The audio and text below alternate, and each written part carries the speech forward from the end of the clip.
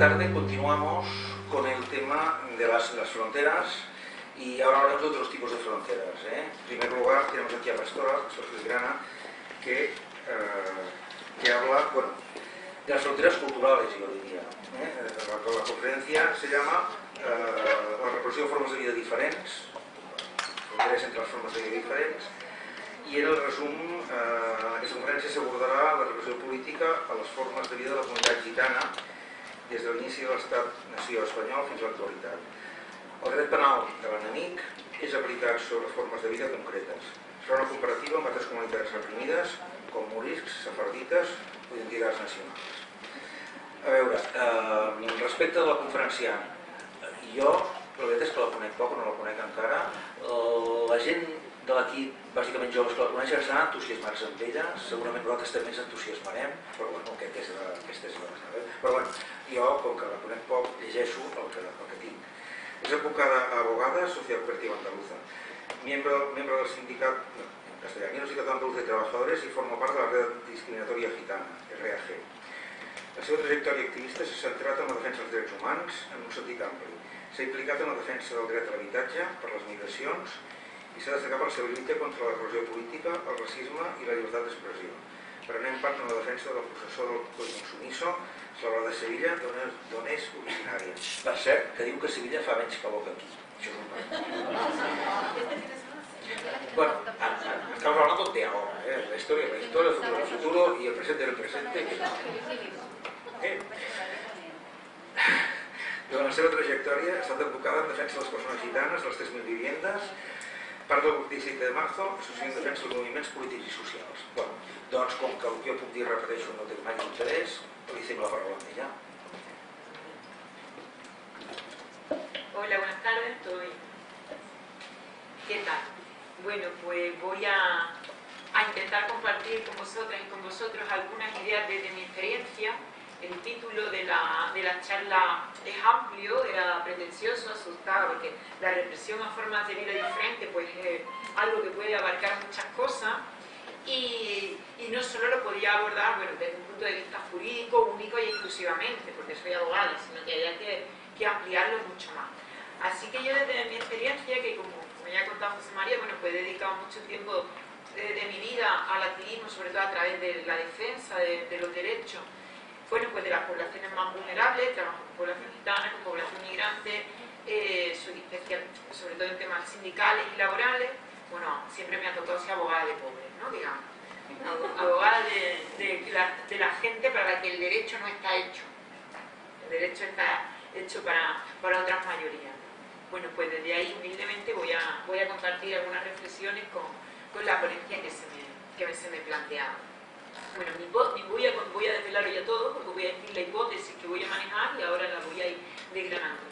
En mi experiencia, la represión sobre determinadas personas, sobre la disidencia, bien sea por su forma de ser o por su forma de hacer, por quiénes son o por la forma en la que actúan, la represión política o la represión jurídica siempre es sobre aquellas comunidades que por su forma de ser o estar ponen en peligro el orden vigente. Es decir, este status quo, este sistema civilizatorio, este orden socioeconómico que tiene unas reglas que ahora pues expondré, aquellas formas de vida o comunidades que por ser o estar ponen en peligro ese orden vigente, ese status quo, son sobre las que se dirige una determinada represión o un determinado castigo. La represión entendida como un mecanismo para evitar o anular esta forma de ser o estar que pone en peligro el orden vigente. ¿Se entiende? Sí. Vale. Cuando estamos hablando de un sistema, del orden vigente o de un orden social y económico, ¿a qué nos estamos refiriendo? Yo lo voy a intentar acotar, aunque esto requeriría 2 tesis doctorales para acotar que estamos hablando de cuando hablamos de orden vigente, pero bueno, para poder transmitir ideas voy a intentar acotar la idea. Estamos hablando de un orden económico que en esta fase del capitalismo llamamos neoliberalismo, que funciona a través de la acumulación de riqueza en cada vez menos manos, es decir, una concentración de riqueza progresiva, a la par de una concentración de poder, a la vez a partir del despojo de riqueza de otras comunidades, formas de vida, grupos humanos y demás. En fin, cada vez la concentración es mayor, cada vez más gente que va quedando fuera del barco, se va cayendo del barco, que va siendo despojada de los bienes básicos para el mantenimiento de la vida. Esto se hace a través de una lógica de la competitividad, es decir, se parte de la idea de que una falacia, una falsa idea de que los recursos son finitos y de que hay que competir por ellos. Por eso la competitividad y el individualismo son las bases de la forma de vida imperante. Es importante porque ahora veremos que esas formas de vida disidentes que son represaliadas son precisamente aquellas que no están de acuerdo con este individualismo o que abogan por la cooperación frente al individualismo o que no abogan por la competitividad sino por la cooperación, lo diré también. A través de la acumulación de riqueza, con esta competitividad, es como se ordena el sistema mundo. La distribución de riqueza, pues ya sabemos cómo funciona, se hace a través de la fuerza, de la venta de la fuerza de trabajo, sea directa o indirectamente en el mercado, es decir, o bien trabajando a cambio de un salario, o bien cuidando a otras personas que trabajarán a cambio de salario en el mercado. Esa es la manera en cómo en este orden económico podemos acceder a los bienes básicos para la vida. Es decir, no tenemos acceso a los bienes por el hecho de ser personas humanas, seres humanos. Los bienes los tenemos que conseguir a través de la compra y venta, a través de una renta, de un salario que ganamos vendiendo la fuerza de trabajo. Estoy hablando así un poco ambiguo, amplio, pero lo necesito para ir aterrizando algunas ideas. Bien. A mí la teoría ecofeminista, de lo que he leído y de lo que he estudiado, es lo que más me gusta para poder explicar este sistema, este mecanismo del que estamos hablando. La teoría ecofeminista, no voy a hacer una ponencia sobre ello, pero sí para entendernos lo que viene a decir que este sistema, este orden económico que estoy describiendo con mayor o menor acierto, se está basando en dos mentiras fundamentales. Una de las mentiras es que no somos individuos únicos, aislados, luego la acumulación de riqueza a través de la competencia de individuos aislados, sino que funcionamos y necesitamos para vivir y para sostener nuestra vida una comunidad. Necesitamos ser, hay una palabra muy bonita que dice interdependientes. Es decir, el ser humano por sí no va reproduciendo su vida, sino es con la necesidad de una comunidad, un conjunto, que lo sostendrá en los momentos de su vida donde no pueda solo, o en la infancia, o en la enfermedad, o en la vejez. Claro, el capitalismo esto no existe, tal como está orquestado las reglas del juego, esta interdependencia se anula, se oculta y nos toca, bueno, pues aquí el que pueda más mejor y cada uno según su posibilidad a competir con el de enfrente, ¿no? El orden económico desde un punto de vista del paradigma lógico que hay detrás, de la lógica que hay detrás, funciona así. Y después la otra gran mentira que denuncia el ecofeminismo es la necesidad de la ecodependencia. El capitalismo funciona pues utilizando los bienes naturales, los recursos básicos, como si fueran infinitos, ¿no? Como recursos que podemos utilizar pues para esta acumulación de riqueza o para lo que llaman el desarrollo. Sin embargo, esto es una mentira, porque esto de que hay una naturaleza que es como un objeto que podemos ir cogiendo y sacando cosas de forma infinita, es falso. La naturaleza es finita y no solo eso, sino que nosotros formamos parte de nuestras vidas, forman parte también de este sistema natural, ¿no? O sea, la viñeta esta donde sale la persona sentada en la rama de un árbol cortando la rama del árbol sin pensar que cuando termine de cortar la rama va a caer al suelo, ¿no? Creo que es la imagen más gráfica de lo que estamos hablando cuando hablamos de codependencia. Bien, estas son las reglas del juego. Ahora iremos viendo cómo los que no van cumpliendo estas reglas del juego, o aquellas personas que tienen la osadía de enfrentarlo o de tener formas de vivir que no cumplan estas reglas del juego, de la individualidad, la competencia, la acumulación de riqueza a través del despojo o el uso de la naturaleza, serán formas de vida represaliadas históricamente. Vale. Para que esto sea posible, para que estas reglas tan crueles, donde el despojo es cada vez mayor y de cada vez hay más comunidades y formas de vida que se van quedando fuera de los bienes básicos para la vida, es necesario orquestar un discurso, un sentido común, que diga que hay gente que merece menos que otra, digamos. Que hay gente que de una manera natural va a quedar despojada de riqueza en pos de la acumulación de otro grupo. Esto es importante de entender, por eso hablamos de un orden civilizatorio. Bueno, algunos autores hablan de un orden civilizatorio, porque no solamente estamos hablando de unas reglas económicas, sino que detrás hay un discurso simbólico que lo sostiene. Y ese discurso no puede ser otro que decir que hay gente que vale menos que otra, sí, hay gente que está en un escalón de humanidad inferior y que por eso merecen el despojo a cambio de la acumulación de riqueza. Si observamos el mundo y vemos cómo funciona, resulta que son muy claras las comunidades que están en este lado de la acumulación, que dicen que debe ser un tercio de la humanidad o menos, quiénes son estos y quiénes son todos los otros despojados. Entonces, lanzan los sociólogos y bueno, la teoría decolonial y el antirracismo político y dice, bueno, pues los que están acumulando son una gente muy determinada. Es la gente que vive en Occidente, es la gente blanca, es la gente católica, es principalmente los varones, es principalmente las personas que son heterosexuales, son principalmente los adultos, es decir, hacen lo que existe es un modelo de normalidad de lo que es el super ser humano, el ser humano cuya vida sí merece ser sostenida y que tiene derecho a esta acumulación a partir del despojo de los demás. Esa forma de vida concreta tiene un color, tiene un territorio, tiene un sexo, tiene un género, tiene una orientación, y tiene una religión y tiene una cultura propia. Esto es lo que, bueno, Amaya Pérez Orozco, que es una de las economistas feministas, le llama el BBVAH, el varón blanco, burgués, occidental, adulto, heterosexual. ¿Esto quiere decir que son los varones blancos occidentales los que despojan al resto del mundo? No, no quiere decir eso. Quiere decir que, tal como se ordena las riquezas en el mundo, el patrón de ordenación de la riqueza, hay unas partes favorecidas respecto a otras.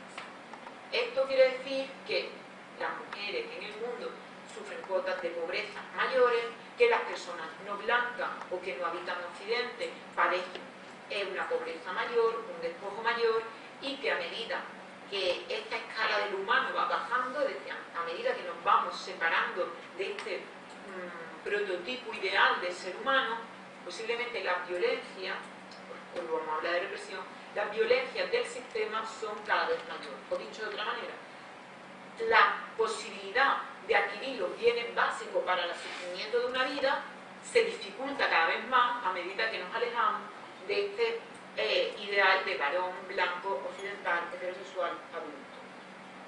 Ya sabemos, aparte de todas las teorías que nos pueden decir los sociólogos, solo tenemos que mirar el mundo a nuestro alrededor. Los trabajos menos remunerados o más invisibles o de peores condiciones en el mundo los realizan personas no blancas, y dentro de las personas no blancas posiblemente las mujeres, ¿no? Uno de los casos que me acercan a esto, y bueno, a través del Sindicato Andaluz de Trabajadores, que como conoceréis muchas, es el tema de la explotación de la fresa de Huelva. Son las mujeres marroquíes las que hacen una gran parte de este trabajo. O sea, todas estas teorías que yo estoy lanzando aquí en cuestión macro se pueden aterrizar en cuerpos concretos, en realidades concretas y en ejemplos concretos, ¿no? Creo que el tema de las mujeres, que la patronal fresera solo quiere a mujeres, y además tienen que ser mujeres marroquíes, además en zonas agrícolas y además con hijos a cargo, y además con personas pobres que es del medio rural marroquí, es un ejemplo de lo que vengo diciendo. Hay una estratificación de humanidad. Bien, ¿puedo beber agua? Es que la hora que nos ha tocado, estoy aquí yo. Ahí viene.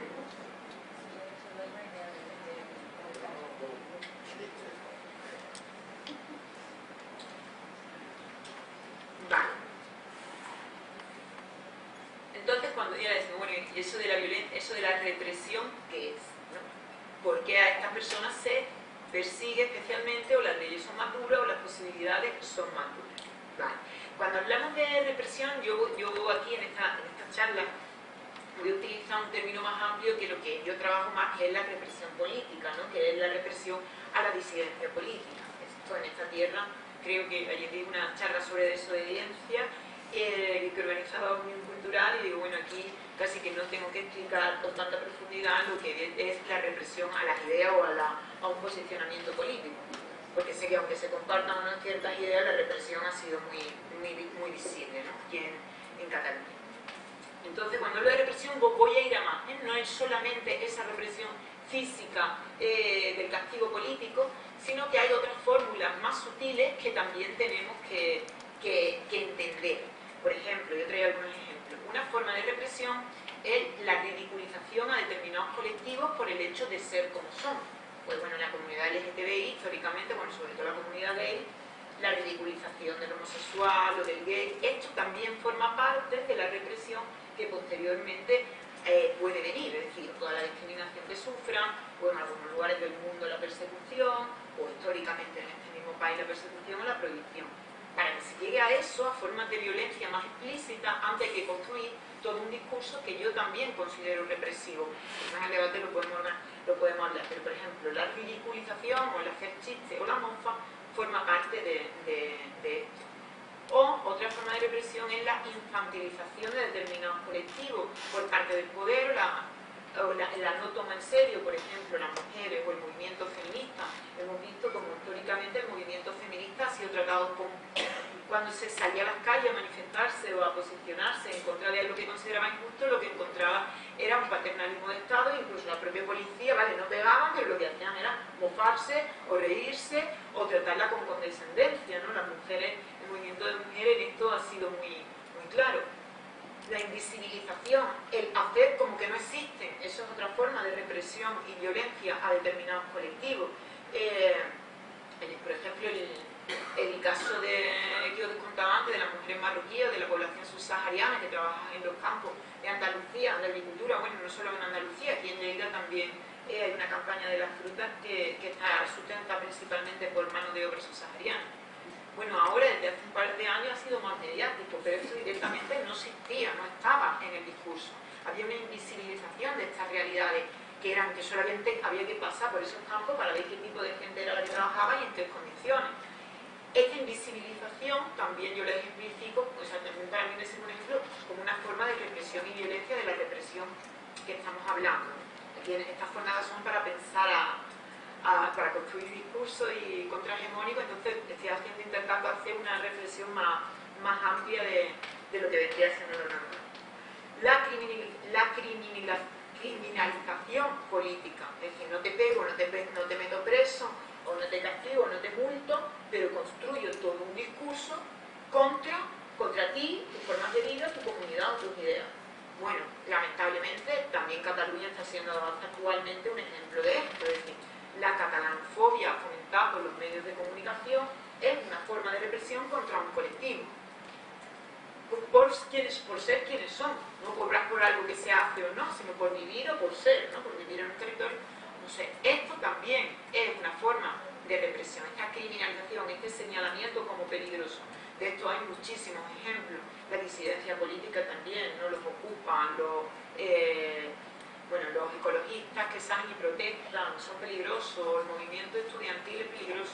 La criminalización mediática forma parte también de todo esto. Después está la represión, lo que es la represión política propiamente dicha, que ya sabemos lo que es, las multas, los procesos judiciales, de eso es lo que más he dedicado una parte importante de mi vida, a esto.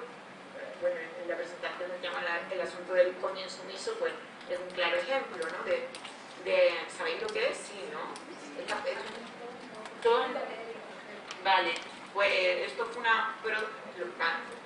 paréntesis, para poderme entender. Fue una performance que consistió pues, en una manifestación del 1 de mayo del año 2014, una procesión que hicieron unas mujeres para denunciar la precariedad laboral que sufren las mujeres, y bueno, pues ya hicieron pues, la osadía de hacer una performance con una vulva de cartón gigante a modo de virgen cortada en un vaso, ¿no? Habréis visto seguro la foto, ¿no?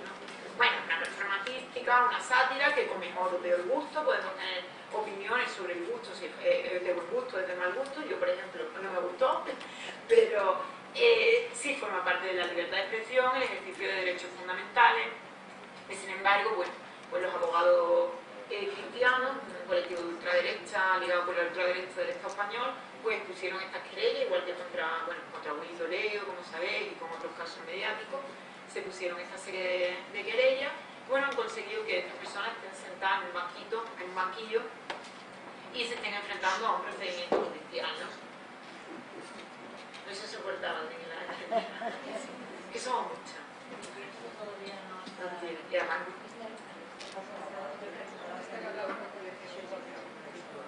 no, nosotros tenemos el para vosotras, que estéis muy lejos de allí. Claro, porque nosotros tenemos...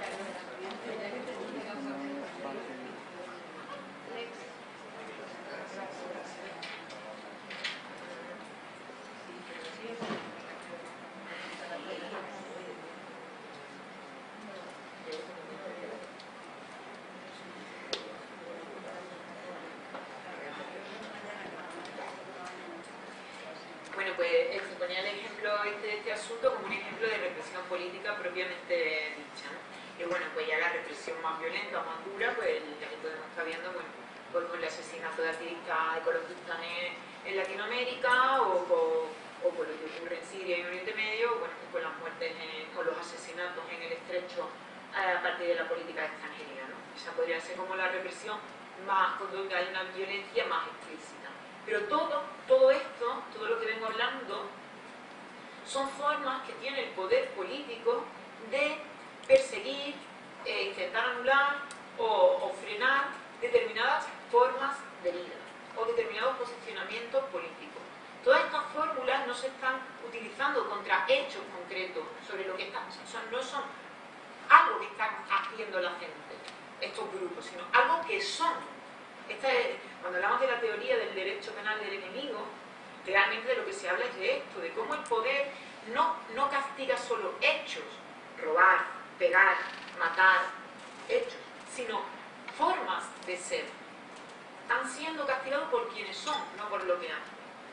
Por ejemplo, los movimientos políticos disidentes, el movimiento feminista, los movimientos independentistas, los y las migrantes, no están siendo, cuando llegan a las costas y son internados en un centro de internamiento para inmigrantes, no me voy a meter en esto porque sé que hay compañeras que han hablado intensamente, pero la reclusión, por ejemplo, de un inmigrante en un centro de internamiento o el castigo que se le impone a alguien por una opinión política, no está castigando algo que se hace, sino el hecho de ser inmigrante sin papeles en el lugar inadecuado, defensor de una idea que no es la hegemónica y que molesta al poder político. Se están castigando formas de ser. Esto no casaría en democracia, sin embargo, hay muchos ejemplos de que esto sigue ocurriendo. La cuestión que yo creo que es el kit de la cuestión es ¿por qué? ¿Por qué precisamente hay unas formas de vidas que no se quieren y que molestan al poder? O que molestan a la situación de hegemonía que tenía este grupo de superhumanos privilegiados que hablaba al principio. ¿Qué hay? Esto lo lanzo más para la reflexión, ¿no? ¿Qué hay en estos grupos? ¿Qué tienen? ¿Qué albergan? Que tanto molesta al poder. Yo me atrevo aquí, desde mi humilde experiencia, a lanzar algunas hipótesis, como venía anunciando desde el principio. Gran parte de las comunidades represaliadas históricamente lo que han albergado es formas de vida contrarias a este individualismo, a esta competitividad que sostiene el orden económico. Y pongo el ejemplo de la comunidad gitana porque es la que he estudiado un poco más. He escrito más y vengo denunciando y siendo activista contra el antigitanismo en Europa y en el Estado español pues hace ya más de una década. No quiero pensar cuánto porque entonces ya se la detengo. Pero hace como una década. Y lo voy a poner como ejemplo porque creo que casa muy bien con la hipótesis que estamos manejando sobre la represión a las formas de vida diferentes. Los gitanos en el Estado español están desde el siglo XV, justo cuando empezó a construirse este proyecto político, militar y económico que es el Estado-Nación. La idea no existía España, pero ya comenzaba a crearse un protoestado a través de la unificación de determinados territorios con una autoridad única y además se estaba empezando en Europa a construir un modelo económico determinado que es el capitalismo. empezaba toda la expansión colonial, sin la cual no se puede entender el capitalismo ni se puede entender esto que vengo hablando antes del despojo sistemático de bienes materiales e inmateriales de 2/3 de la humanidad. Un momento donde Occidente se expande por el mundo entero, comienza el colonialismo y empieza ese expolio que aún no ha terminado, ese expolio de los bienes ajenos que aún no ha terminado sobre lo que se construye en Occidente. Bien, pues en el siglo XV, con este protoestado incipiente y este protocapitalismo incipiente, ya se construye este Estado-nación con la idea de la aniquilación de los diferentes, lo que no entra dentro del modelo hegemónico. Por eso, bueno, la Inquisición o los procesos de expulsión de los moriscos, de la expulsión de sefardíes, va construyendo una identidad ya única como la posible. Esta identidad católica blanca sobre la que se iba a construir la identidad española y que aún sigue pesando, y todo lo que difiere con esa identidad única está siendo en la actualidad criminalizado, bueno, toda esta forma de represión del tiempo, criminalizado mediáticamente, señalado, reprimido con mayor o menor intensidad de violencia. Bien, pues la comunidad gitana pues también desde el principio soportó esta estrategia del Estado de anular la diferencia o las formas de vida diferentes. Desde el 1499 hasta 1978 pues se han dictado cientos de normativas antigitanas, al menos de carácter estatal son unas 250 leyes contra los gitanos. Pero ¿qué perseguían realmente? Yo lo pongo como ejemplo porque la lógica de la ley de extranjería actual para mí es la misma. Es la misma, por eso no, estoy contando una historia antigua, pero la voy a traer al presente porque es la misma lógica.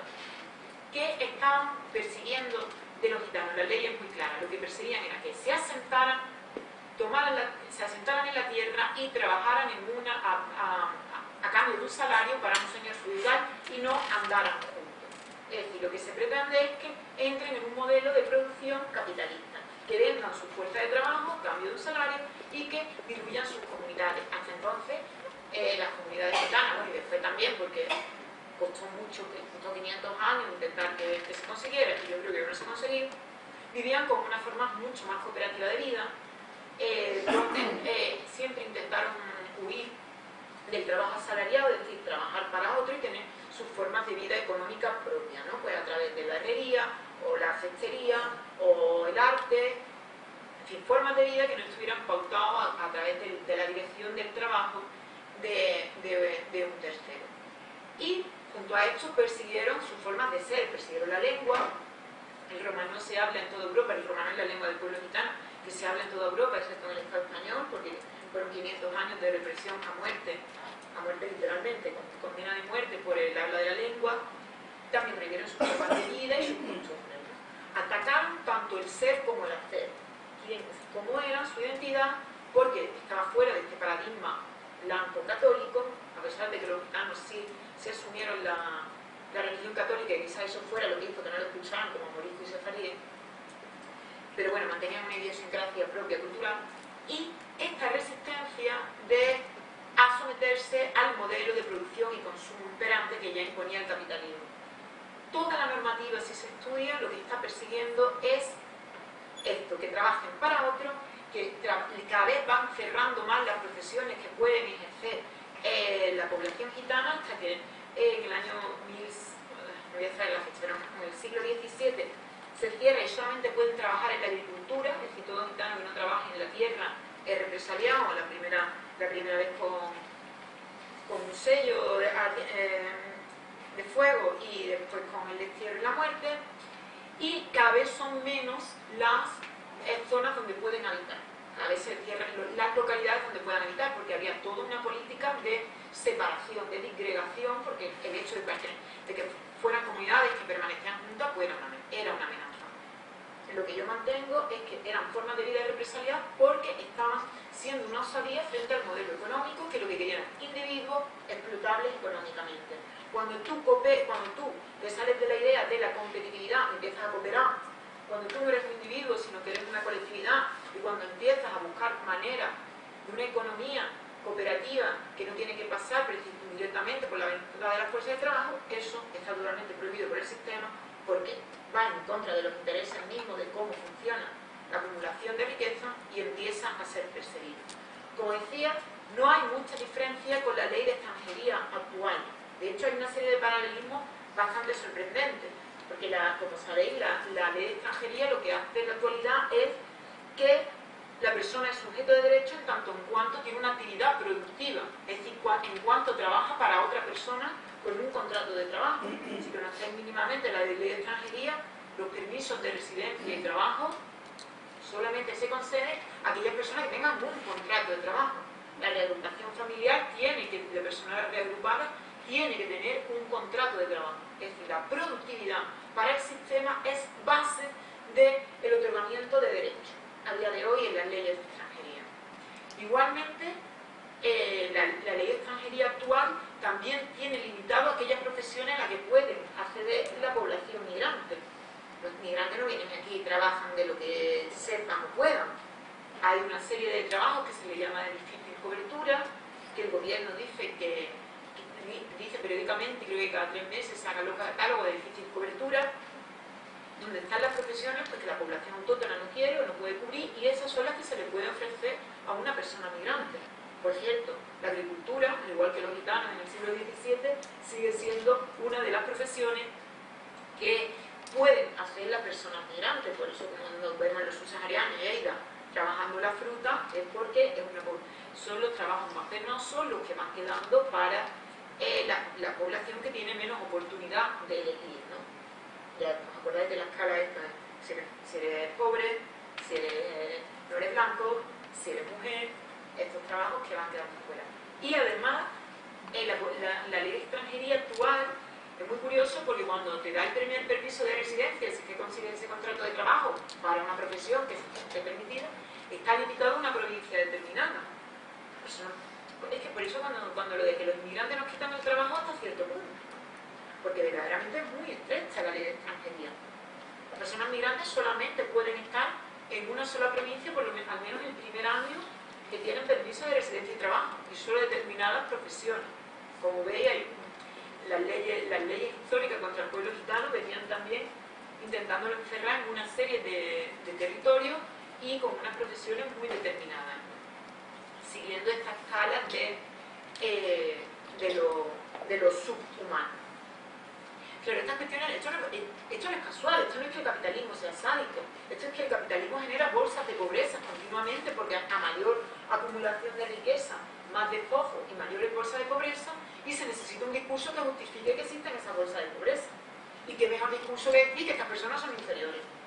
Realmente los discursos racistas vienen siendo así. Esta gente tiene menos porque no saben, porque no quieren, porque no pueden, porque no son capaces, porque no lo merecen. Esto sostiene un modelo económico que está despojando a cada vez más personas. Como voy, ¿vale?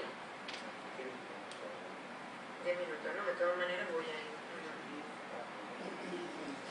Vale. ¿Vais bien? ¿Vais cansados? Claro, entonces, la hipótesis de esto, o sea, la acción política que hay detrás de este análisis que estoy proponiendo, ese debate de las identidades tan candente en la actualidad dentro del sector crítico, no es un debate de culpa hacia quien tiene más posibilidades que otro, no es una olimpiada de las opresiones, de quién lo va teniendo más fácil y más difícil según donde le han tocado hacerlo. Lo que estamos intentando es lanzar un análisis lo más exhaustivo posible de cómo funciona el sistema mundo, le llamamos sistema mundo a todo esto, ¿no? Al orden económico, social, a todo este discurso que lo sostiene. Un análisis lo más acertado posible de cómo está funcionando el sistema mundo, de cómo está trazando estas fronteras, que es el hilo conductor de esta jornada, estas fronteras entre grupos de personas partiendo de diferentes escalas de humanidad, para que podamos responder con unas máquinas de guerra lo más acertado posible a el golpe que se está recibiendo por muchas comunidades. La idea principal es que las comunidades que están siendo represaliadas están represaliadas porque albergan en sí, en sus formas de vida, pistas de cómo salir de esto. Sí. Estas formas de cooperación que podemos ver en comunidades migrantes, estas formas de apoyo mutuo, de mutualismo que podemos ver todavía en comunidades indígenas, o en grupos de disidencia política, es decir, la solidaridad entre personas que comparten un mismo ideal político que están siendo represaliadas. Estas formas de cooperación y de apoyo mutuo y de mutualismo están poniendo de manifiesto que existen otras formas de hacer que al poder no les gusta porque precisamente están en las antípodas de lo que quieren y que están dándonos las pistas de dónde están las salidas, de cómo tenemos que construir la respuesta a este modelo civilizatorio o a este sistema mundo. Frente al individualismo que nos imponen, tendrá que ser más la cooperación y la ayuda mutua de muchas de estas comunidades que están represaliadas, que viven a los márgenes, de estas comunidades a los márgenes. Frente a la competitividad, tendrá que ser un modelo de sostenimiento mutuo, donde reconozcamos lo que somos personas interdependientes, que nos necesitamos unas a otras para sostenernos, en que lo del individualismo es una falacia, y que frente a su consumo ilimitado, su forma de consumo y de desarrollo ilimitado, donde parece que este mundo material es infinito, son estas formas de ida y de consumo diferentes, marcadas por la pobreza, las que nos están señalando cómo hacer la vida sostenible de otra manera. Estas son mis humildes aportaciones. ¿Cómo se hace esto? Bien, yo creo que necesitamos caminar hacia un diálogo de muchos de estos márgenes, de muchos de los grupos que están en estos márgenes, y ir construyendo respuestas comunes. Esto no significa borrar las diferentes identidades, no es lo mismo ser una mujer en París que ser un hombre en Bangladesh o una mujer mayor en México que un hombre inmigrante en Suecia. El sistema golpea diferente, sin embargo nos está uniendo un golpe común, o sea, un sistema civilizatorio común. Yo siempre, para que sea más claro, siempre digo, es como un monstruo con un cuerpo monstruoso único con 1000 cabezas, que va golpeando diferente. Bueno, pues si eres transexual, si vives en un lado, si vives en otro, si tu color de piel es uno, si tu religión es otra, va golpeando diferente. Las respuestas que se van a articular desde cada uno de los lugares donde se recibe el golpe, puestas en común, hiladas, por este diálogo, es lo que va a construir la respuesta colectiva que necesitamos a la altura de el monstruo de 1000 cabezas que está haciendo que la vida digna de todas y todos no sea posible. Esa es mi apuesta política, esa es la que os propongo aquí dentro del debate de frontera, y ahora me callo un poquito y os dejo abierto para el debate.